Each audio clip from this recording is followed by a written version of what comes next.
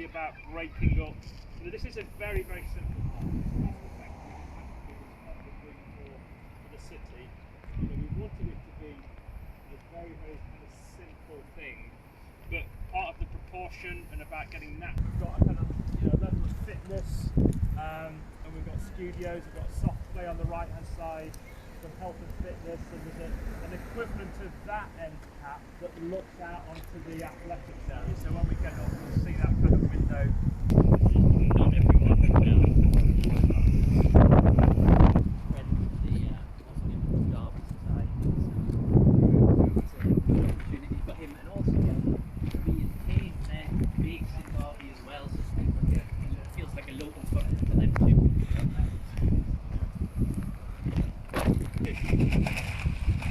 Garden, as you all know, is famous for its engineering, and there's a number of things that influenced our aesthetic.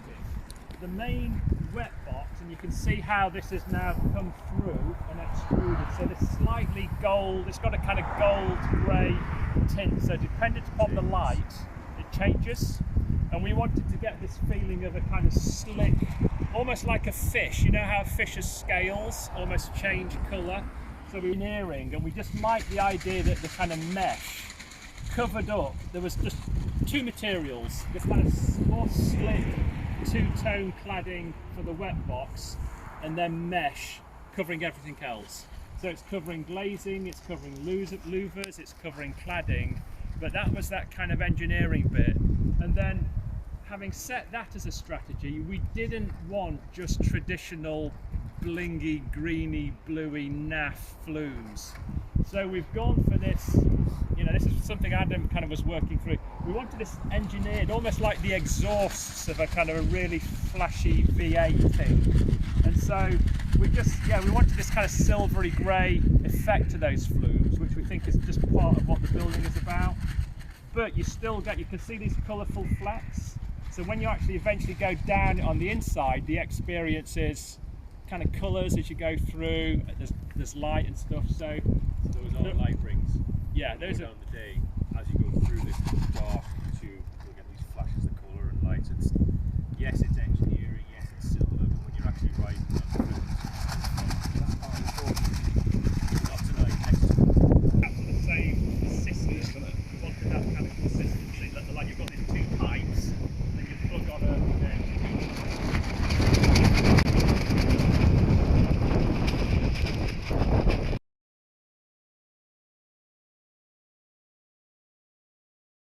fitness, or whether you've got kind of multiple kids, etc. And then through there, and we'll go back through there in a few minutes' time, you've got all the fun stuff. And there's when there's a Saturday morning and they've got all the flumes and stuff, they can actually put inflatable bouncy castles in here. Or if you've got a major competition, you can use some of these other pools for warm up and warm down. So that's the kind of flexibility that this whole complex, and that's what makes it is important to get a bit more natural light. Just the throw from that, we only get so far, but it's just kind of a bit of balance, and you can see the gills. So from the cafe reception area, you can actually sit, have a cup of coffee, and you can see people walking up through the building, and it just gives you that. This is quite an inward-looking space, but it just gives you that connectivity to the entrance to the outdoor spaces.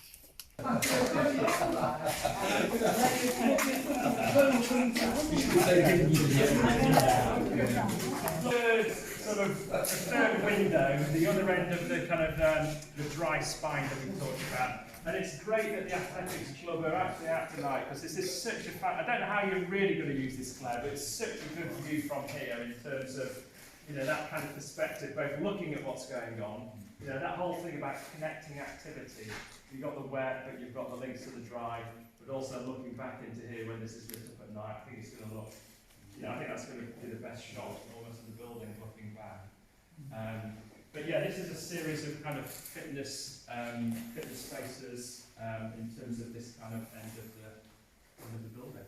You can't see it from here because we're inside, but this is cantilevered out by 10 metres roughly from there, so we are overhanging the edge of the building at this point, so the views we see back up from that side, this is quite a bit dramatic. Because it's got 3 floors of precast concrete on it, floors, the connections on this tap ceilings in the wall, but the connections are huge. But we've been able to do it in a sense because it's effectively 3 stories high, this block. The engineers have hidden all the trusses, you know, because it is a cantilever, but the proportion of it, it's not as though it's a really thin thing that's flexing, it's just a really tall cantilever, and the trusses allow us to make this work. It just gives us a great space at the end of the building. Yeah.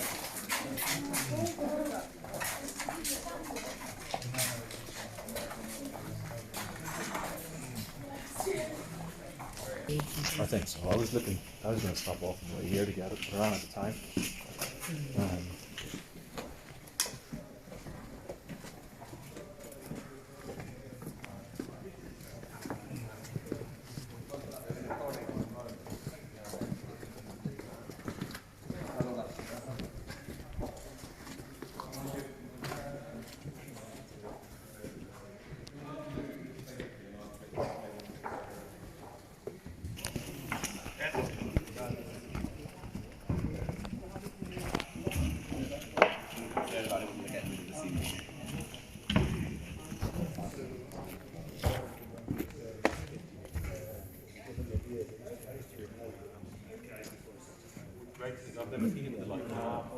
But this is the really fun part. So you can see we were just on the terrace through there looking at the 50-metre pool, and as Adam was saying, although the lighting's not great, you can get that sense of connectivity of all the water bodies being connected. But this is the leisure pool, the fun pool, and it was really interesting the journey we've been here. I was just thinking, Claire, you know, the original concept, this was a bit smaller, and I think the politicians took a view, you know, if we almost in for a penny, in for a pound, but if you're going to do a water park like this, a destination, there was a feeling it just needed to be a little bit bigger, and I think it's a really bold, brave and important thing to do. We've added on effectively 2 grids to get a really decent size leisure pool in. So this is a leisure pool, and it's going to have what's called, again, quite a unique feature, a wow ball, which is this ball that's kind of oscillates and creates a wave, and the wave will kind of lap up onto this area here. You've got the rider family kind of ride in here. You see from the outside the 2 flues, so that you could exit at the bottom but enter up the staircase, carry on up the staircase to get access to the 2 flues. And you've got the feature right. Not there yet, imagine it for now. And I think one of the things is that in creating something like this is in this one destination. I think that would be quite special. We've got a couple of police and they're excited about this side of the and I'll take an equal measure. Stage of work. Yeah. And it got Going up. All the way up to the top. And we want to be in the corridor environment.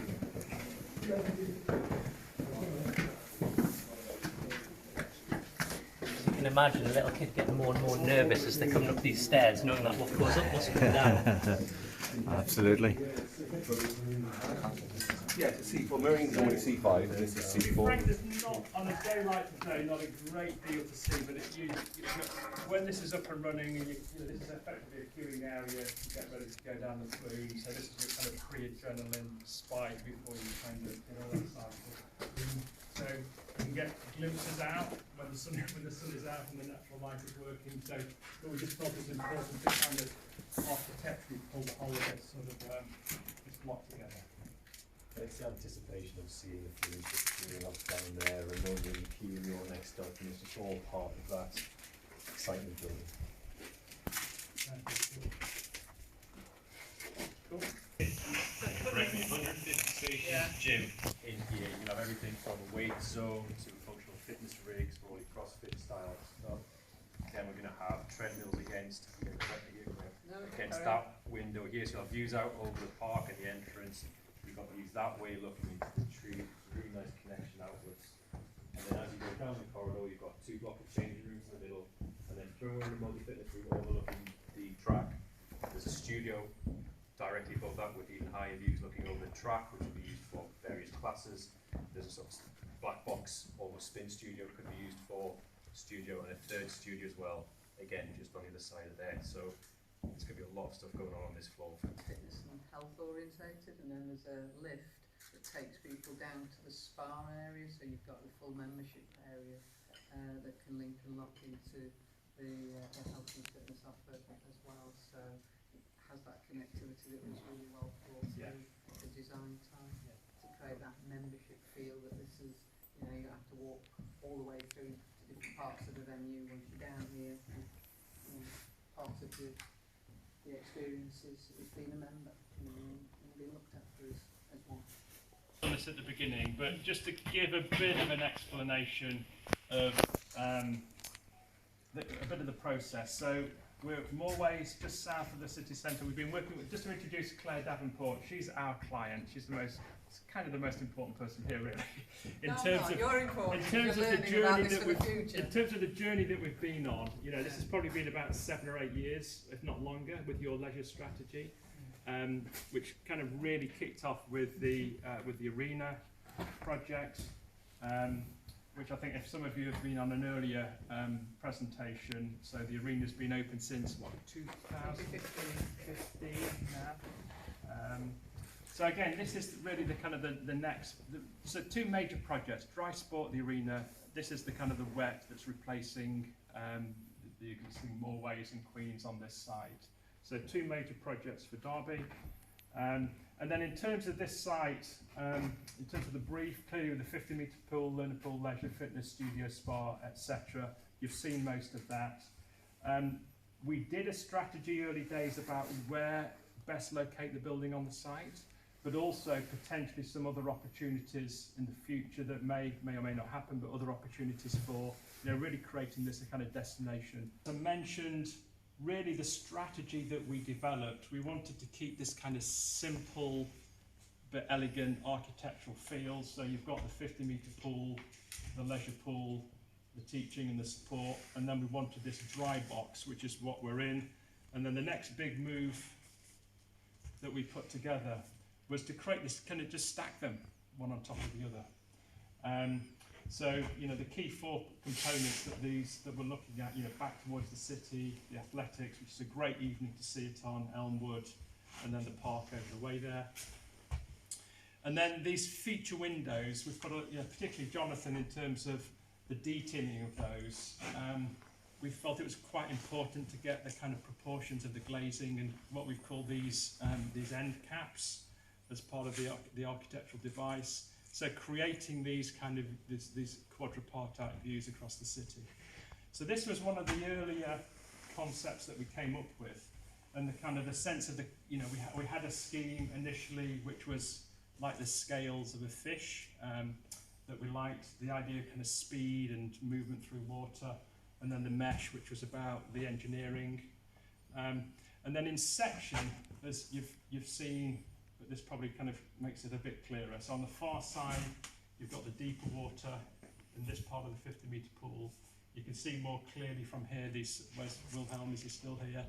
Yeah. His team, these were the 2 elements that were diagonally placed in the tank, but they're going to sit in these 2 positions to create these 3 water bodies, and we've got the flexibility of creating different depths. So the different depths allows Claire's leisure team to programme the events more flexibly.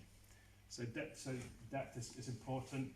This is the more private space. It's kind of close, tighter in scale. It's got the ability to privacy, and then you've got the kind of fun in the sort of leisure pool. So that was the concept, the idea of leisure moving this way, and the slightly more traditional, formal aspects of water. And actually, this somebody was raised it as a question on the way around, but this model that we produced, this was the earlier scheme, and you could see the smaller proportion of the leisure. The council managed to find a little bit more money to extend it, and I think it absolutely benefits from it. It would have been good, but it's a lot better in terms of the project that we've now got. But again, you can see the concept, the stacking, plant on the roof, the 2 levels of fitness, and then the kind of wet change. We've got a bit of plant in the basement, deep down in the ground. I mentioned this sort of sense of the history of Derby, the kind of sense of engineering. How do you do that with a swimming pool? Quite difficult, but we just wanted to find something that makes it special for Derby. So part of that was to do with the kind of materiality, you know, whether that's the kind of old mills or kind of engineering cars, etc. And this was a very early concept. We've moved away from it a bit, but we just did want to capture that sense of speed and kind of movement. So we had the mesh. We originally had this shingle in one of the early schemes. We moved away from that, but we had a really interesting, we did have to do some VE, but we had a really interesting debate about the cladding. And we did want, you know, we had to go to a slightly cheaper product, but it was really, really important. It captured this sense of movement. And on a day when, you know, it's a bit lighter than you've seen it. So this is the same product, just from a different angle. So it does, as you move around the building, it does capture that sort of change in the light. And that was really, really important. Some of the site pictures that you've had a bit of a sense of. Jonathan, do you want to just say something a little bit about this? Because again, things like the end caps were quite important to us, and there's a lot of work in terms of thermals and cladding. Do you want to just say a few things? Yeah, so we've got the two boxes, and getting the corners of those boxes just as crisp as possible with nice angles was really key to us. So normally what you do is you'd start off with your pool, do your pool surround, your columns, and then work your cladding outwards. But on this, what we've done is we've made that a module of 600 millimeters, because that works with the cassette panels, and then we've worked inwards. And because we've got 600 across both of the boxes as a module across in plan on the width, we've had to do that on the heights as well. So we've got a key line there at 2.4 meters, which relates to the head of the doors, also break between tiling and render above. Then the next line is at 4.8 meters, and that relates to the floor to floor. And then the actual top parapet, I think that's something like 11.4 meters. So by having that on a 600 mil module and across the plan, it means that we can have perfectly 45 degrees on the miters. And then as you look at the end caps, I think one of the walls had to be longer than the other one. So what we've done is the angle on one side and the length of it is half the distance on the other side, so that when those two angles come together, you get these crisp corner details at both sides, even though they're both at different angles. So a lot of time went into the plan and also the elevations to try and make these as sharp as possible. Yeah. So yeah, I think as Jonathan said, I think Jonathan's done a great job just getting that, so everything is modularly worked out and kind of thought through in section, in plan, etc., to just get that sort of the crispness of that, of the engineering really. We wanted to follow that through. And again, I think this is CGI and actually what's happening. And yeah, I'm really delighted with, you know, the way the kind of flumes have worked out. A, they're going to be really fun when they're actually in operation. So Jonathan's going to have a really good job of the sort of, you know, the testing and commissioning of those things. Tickets to a high price. Yeah, absolutely. So that's going to be great. But I think walk through, you've stood above here, but 50-metre pool, changing village, again centrally located at this lower level to give operational access to both sides. The other kind of, one of the sense of a kind of dynamic as you move through the 50-metre pool. So you've got the lane ropes at 2.5 metres, but these members are actually kind of, the idea was that they're also supporting and restraining the bottom of the I-beams in the roof, but they're also back rope markers. There's a lot of pools out there that, you know, have got kind of curved roofs and all kinds of things, and backstrokers hate them. But with these, they just love this idea that you can just track, you know, exactly where you are. So again, it's about the idea of the engineering of the building, but also integrated with the functionality of the sport.